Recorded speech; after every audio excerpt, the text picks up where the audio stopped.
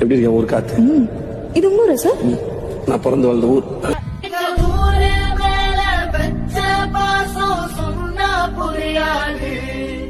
எங்க ஊரு போல சொர்க்கம் ஒண்ணு மண்ணில் கிடையாது. இங்க சாயங்காலம் வீசும் இளசார காத்து பேசும்.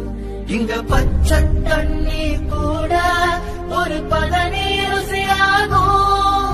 இந்த ஊரு எங்க உசுரு, இந்த மக்கள் எங்க உறவு. இந்த பேட்டை